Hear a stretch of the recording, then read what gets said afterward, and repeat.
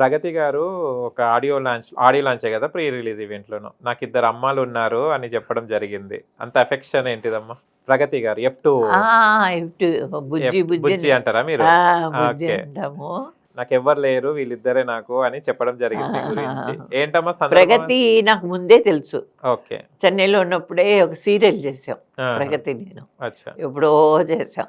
ఆ తర్వాత ఈ గ్యాప్‌లో 2000 తర్వాత వాళ్ళంతా ఇక్కడ షిఫ్ట్ అయ్యారు కాబట్టి, ఓకే. వాళ్ళు మదర్‌గా చాలా సినిమాలు చేశారు. హ్మ్. ఆహ్, తర్వాత మధ్యలో కూడా ఒక సినిమా ప్రగతితో చేశాను. చెన్నై నుంచొచ్చి. ఓకే. అమ్మాయి కూడా చాలా హ్మ్, బాగుంటుంది. నాకన్నా అన్నపూర్ణతో ఇంకా క్లోజ్‌గా క్లోజ్ ఉంటారు. ఉంటుంది. హుహు. నాతో కూడా బాగుంటుంది. కానీ ఇక్కడ మన తెలుగు ఇండస్ట్రీలో చూస్తే గనుక అంటే బాధాకరమో మళ్ళీ సంతోషం తెలవదు గానీ, తెలుగు హీరోయిన్స్ ఎవరైనా వచ్చినా గూడా నిలదొక్కలేకపోతున్నారు.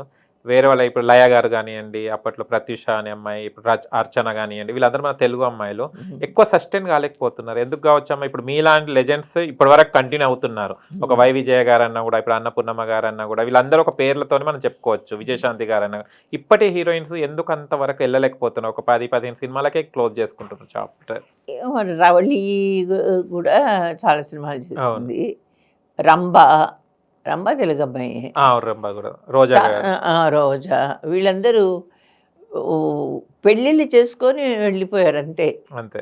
రవళి గాని పెళ్లి చేసుకెళ్ళింది. రంభ అలాగే ఒక రేంజ్ వరకు సినిమాలు చేసి, ఆ తర్వాత మ్యారేజ్ చేసుకొని వెళ్ళిపోవడం ఒక కారణమై ఉండొచ్చు. అంతే. ఆ! ఓకే. అంటే సక్సెస్‌ఫుల్‌గానే ఉన్నారు కదా వాళ్ళు. అదే. Marriage life. ఒకవేళ బ్రేక్ అయితే మళ్ళీ సినిమా ఫీల్డ్‌కొస్తారు. కానీ మీరు నటించిన వాళ్ళందరూ పొలిటికల్‌లోనే చాలా వరకెళ్లారు. ఇప్పుడు ఎగ్జాంపుల్ 'రోజా' గారు తీసుకుంటే గూడా అదే 'ఎన్టీ రామారావు' ఫస్ట్ గారి 'ప్రేమ నుంచెల్లి తపస్సు' ఆ! సినిమా అమ్మాయి ఇంట్రడ్యూస్ చేసింది. డాక్టర్ శివప్రసాద్ గారు. హ్మ్. రాజేంద్ర ప్రసాద్ హీరో. అదే. అమ్మాయి సన్నగా ఉండేది.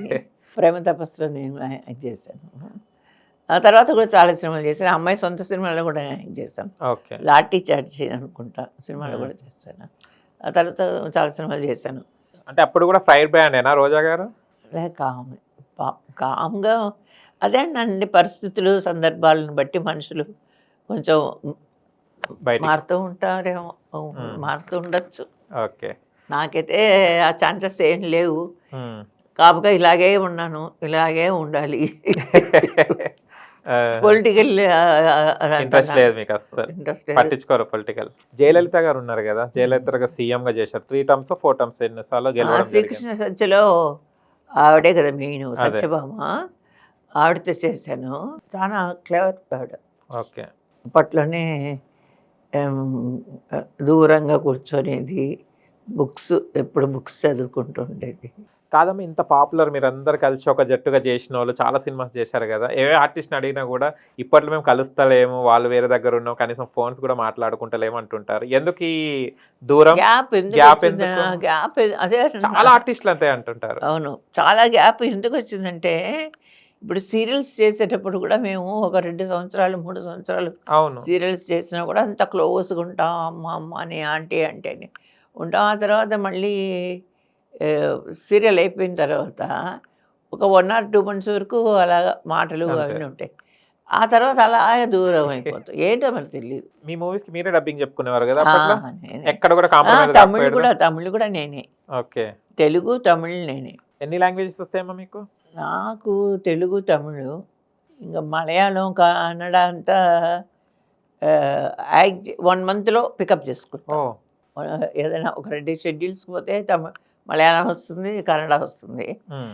ప్రాక్టీస్ లేదు కదా! అవునవును. హిందీ హిందీ హిందీ వస్తుంది. మాట్లాడతాను. ఓకే. హిందీ, తెలుగు, ఇంగ్లీషు, తమిళ్. తమిళ్. ఇది 4 పర్ఫెక్ట్ అయితే ఉంటది. అమ్మ వైఎస్ఆర్ గారు మీకు అవార్డ్ ఇచ్చినట్టు తెలుస్తుంది ఆహా! కడపలో. ఏంటిదమ్మా అది ఏం సందర్భం? లేదు. కడపలో ఉన్నవాళ్ళు కళాకారులందరికీ పెద్ద ఎత్తున చేశారు. ఓకే. అందరికి సన్మానం చేశారు.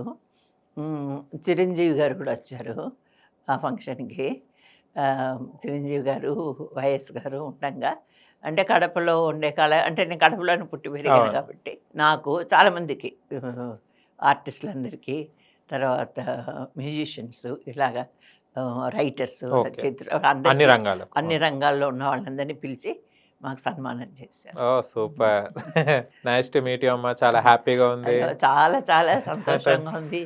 All the best. Thank you అమ్మ. Thank you okay. So much. మీరు బ్లెస్సింగ్స్ కావాలి మాకు. ఓకే. ఓకే. ప్రతి ఇంటర్వ్యూలో మేము అంటాం ఇంకా మంచి మంచి సినిమాలు చేయాలని ప్రతి ఒక్కరికి చెప్తుంటాం కానీ మీరు ఆల్రెడీ చేసేసారు. ఇప్పుడు మీ ఆశీర్వాదం మాకు కావాలి. డెఫినెట్‌గా నా ఆశీర్వాదం కాదు. ఆ భగవంతుడి ఆశీర్వాదం అందరి మీద ఉండాలి. మీ మీద ఉండాలి. నా మీద ఉండాలి. అందరూ బాగుండాలి.